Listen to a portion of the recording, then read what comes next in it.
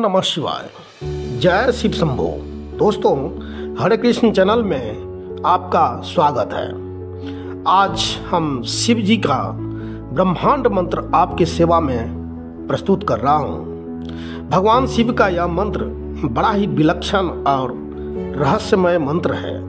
यह बहुत ही प्राचीन है और शास्त्रों में मान्यता है कि त्रय तंत्र में शिव जी ने स्वयं कहा है, मेरे इस छोटे से मंत्र से हर व्यक्ति की गरीबी खत्म हो जाएगी, उसके जीवन से सभी कष्ट पल भर में दूर हो जाएगा।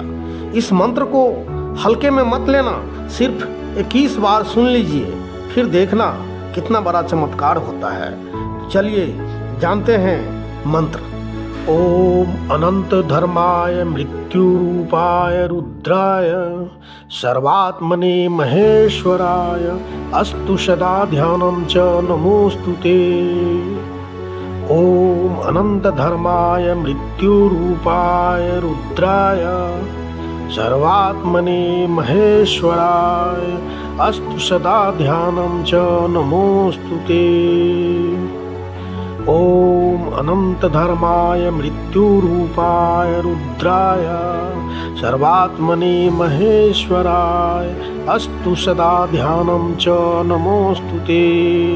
ओम अनंत धर्माय मृत्युरूपाय रुद्राय सर्वात्मने महेश्वराय अस्तु सदा ध्यानं च नमोस्तुते। ओम अनंत धर्माय मृत्युरूपाय रुद्राय सर्वात्मने महेश्वराय अस्तु सदा ध्यानं च नमोस्तुते। ओम अनंत धर्माय मृत्युरूपाय रुद्राय सर्वात्मने महेश्वराय अस्तु सदा ध्यानं च नमोस्तुते।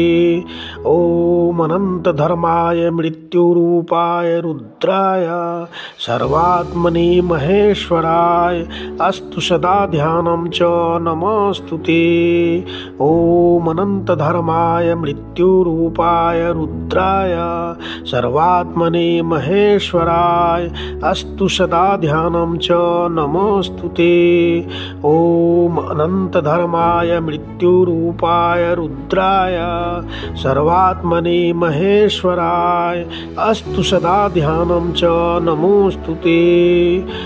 ओम अनंत धर्माय मृत्युरूपाय रुद्राय सर्वात्मने महेश्वराय अस्तु सदा ध्यानं च नमोस्तुते। ओम अनंत धर्माय मृत्युरूपाय रुद्राय सर्वात्मने महेश्वराय अस्तु सदा ध्यानं च नमोस्तुते।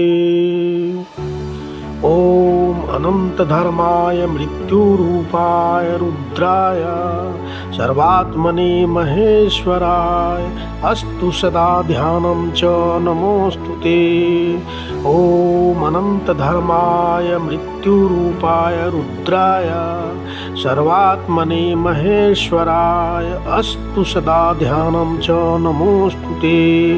ओम अनंत धर्माय मृत्युरूपाय रुद्राय सर्वात्मने महेश्वराय अस्तु सदा ध्यानं च नमोस्तुते। ओम अनंत धर्माय मृत्युरूपाय रुद्राय सर्वात्मने महेश्वराय अस्तु सदा ध्यानं च नमोस्तुते।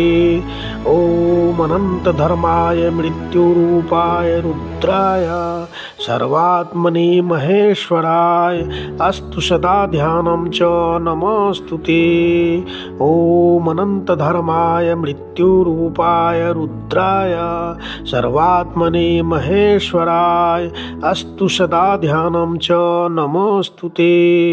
ओम अनंत धर्माय मृत्युरूपाय रुद्राय सर्वात्मने महेश्वराय अस्तु सदा ध्यानं च नमोस्तुते।